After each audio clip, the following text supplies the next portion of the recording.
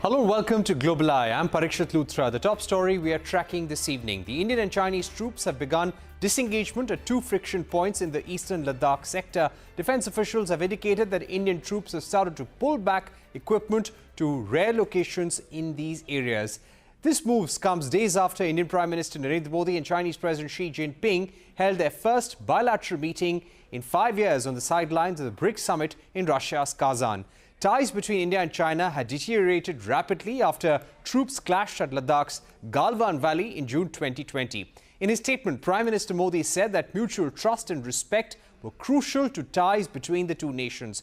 President Jinping said that both nations should handle disagreements and differences properly. Meanwhile, Prime Minister Modi also held bilateral talks with Russian President Putin and pushed for a peaceful solution for Russia's war with Ukraine. President Putin told the Prime Minister that the relationship between the two nations have the character of a privileged strategic partnership and continue to actively develop. Meanwhile, the leaders at the summit adopted a Kazan declaration at the end of the summit. The declaration outlined key areas of cooperation and the unified stance on several global issues. The communiqué touched upon a plethora of topics, including geopolitics and artificial intelligence. To discuss that and more, we are joined by Ambassador Rajiv Bhatia, Distinguished Fellow of the Foreign Studies Program at Gateway House, and Brahma Chellaney, Strategic Affairs Expert. Gentlemen, thank you very much for joining us. Ambassador Bhatia, if I can begin with you, what do you think this BRICS summit reflects about India's position on the global stage? We were able to have a bilateral meeting with Russia, a bilateral meeting with Iran, a bilateral meeting with China, where there was a breakthrough as well. What does this say about India's position in geopolitics today? I think it is no exaggeration to say that India is enjoying what in golf terms is called a sweet spot in the geopolitical dynamics today. India's valid claim to be the bridge between East and West and between North and South stands very clearly showcased in recent international conferences, climaxing in BRICS Summit. We can say that there was a certain degree of burden we were carrying since 2020 as our relations with China went under serious stress. And now there is a beginning in terms of reducing that stress as well. So in short, India is in a good position, not only from the geopolitical angle, but I think in terms of showing leadership to BRICS so that it becomes even a more effective plurilateral body in the years to come. Right. Brahma Chellaney, this was the 16th BRICS summit that took place, and this time it was in Russia. How do you think this BRICS summit sent a message to the G7? And also, what was India's message to Canada, with whom our relations have been deteriorating? You have been writing how the BRICS has actually emerged as a very strong alternative to the G7. It has become an alternative to the G7. In fact, it dwarfs the G7 in demographic and economic terms. But there is also another contrast with the G7. The G7 is led by the US, and it only includes America's allies, its treaty-based allies. It's a patron-client framework. The BRICS, by contrast, is based on equality among its member states. Now, if you look at BRICS Bank, known as the New Development Bank, the idea came from India. The bank, though it's headquartered in Shanghai, it's the world's first multilateral development bank established and led by emerging economies, and whose founding members, the 5 founding members, despite new countries joining this bank, these 5 founding members remain equal shareholders in this bank with equal voice. By contrast, at the World Bank, the US is the dominant shareholder with veto power. So the BRICS as an initiative is fundamentally based on equality among its member states. This is what makes BRICS very special. And in fact, what makes it doubly special is that if you look at the post-World War II order, all the major international initiatives since 1945 have come from the US. They have been led by the US. BRICS is the first major non-US international initiative. So BRICS is seen as a platform that can help shape the new world order.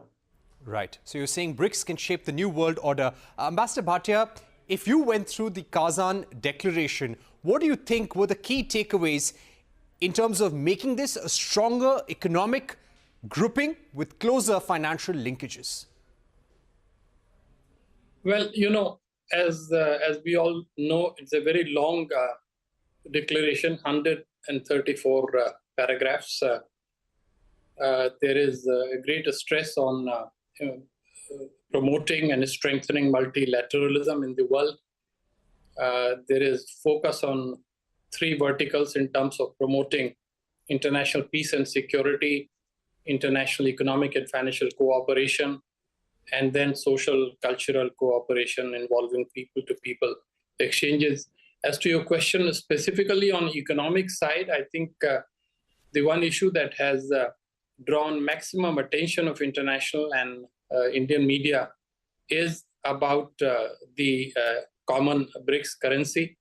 This has been really blown out of proportion.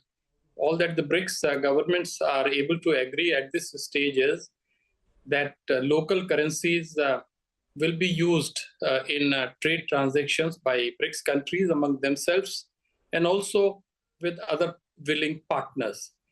Beyond this, the leaders have decided the issue requires further investigation, research, and study by the finance ministries of BRICS, and therefore any progress in that direction will have to be awaited in the months or years to come.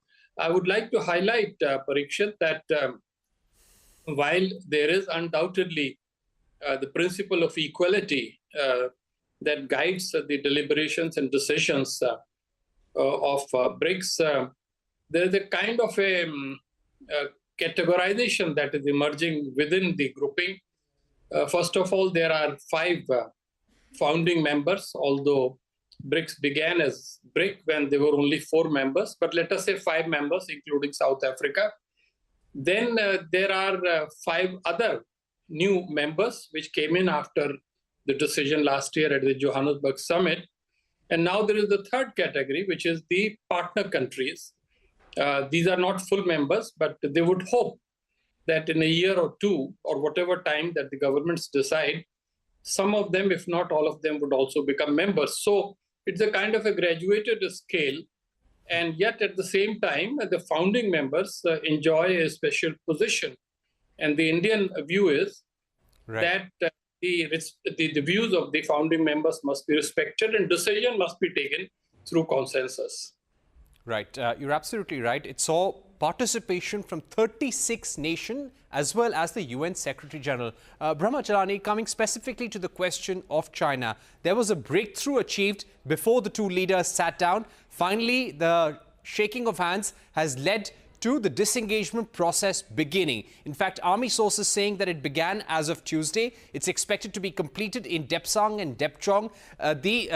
The remaining friction points in eastern Ladakh, and all of this will be done by the 28th or 29th of October. How do you see movement in this direction? Are we now looking at a real breakthrough in the border tensions which began in June 2020? I think these efforts toward rapprochement between China and India carry global significance because China and India make up 1/3 of the global population. So any improvement in relations between these 2 giants will have global ramifications. Having said that, the process to end the military standoffs along the Himalayan frontier, that process will be a lengthy process. Right now, we are focusing on eastern Ladakh.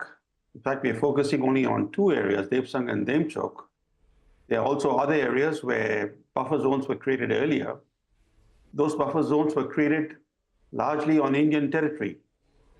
We don't know what will happen in the months and years to come because these buffer zones were temporary in nature, but they have remained in place indefinitely. We still don't know whether, for example, in Devsang, where the Chinese intruded 18 kilometers into Indian territory, whether they'll pull back fully to where they were before April 2020, whether India will be able to patrol at all the points where it was patrolling before April 2020. So disengagement is a good start, but disengagement will have to be followed by de-escalation and finally by de-induction of rival forces. De-induction of rival forces will be quite a difficult process because China has changed facts on the ground. It has built permanent new military infrastructure all along the Himalayan frontier. That infrastructure will remain in place. So de-induction is going to be difficult and may not even happen because you don't want to take chance by pulling your troops back because the Chinese have created this permanent infrastructure. Then we should not forget that even though we are focusing now, especially in the Indian media, on Eastern Ladakh, there are standoffs in other sectors. There are standoffs along the Sikkim-Tibet border, and there are standoffs along the Arunachal Pradesh-Tibet border. According to what's appearing now in the media in India, this understanding over Eastern Ladakh also extends to some extent to the standoffs along the Arunachal Pradesh-Tibet border, though it's unclear whether to secure the deal in Eastern Ladakh, India had to make some concessions on patrolling rights to China along the Arunachal Pradesh-Tibet frontier. And that still leaves the issue of the Sikkim-Tibet frontier, whether those standoffs will also be resolved. The point that I'm trying to make is that it's going to be a lengthy process. This kind of hype that we're seeing in the media is a bit misplaced because the last time there was a disengagement agreement between India and China happened in 2017 after a 73-day standoff on the Doklam Plateau, and that disengagement didn't go well. The Chinese pretended they were disengaging, they withdrew, then they came back. They began building permanent infrastructure, and within 3 or 4 months, they occupied almost the entire plateau of Doklam. So I hope that this process now will be more fruitful and more positive, but we should be very cautious. Right, we should be very cautious. We'd like to thank our guests for joining us, Ambassador Rajiv Bhatia and Brahma Chellaney. Of course, there was a lot of conversation in the recent days in the media that it was the Indian industry which was nudging the Indian government to have some sort of breakthrough and revival of ties with China. But let's see what happens in the days to come. Thank you very much, gentlemen, for being with us on the program. On that note, we are taking a short break here on Global Eye. When we return, we will focus on the latest polls emerging from the United States on the race between Kamala Harris and Donald Trump. We'll be right back.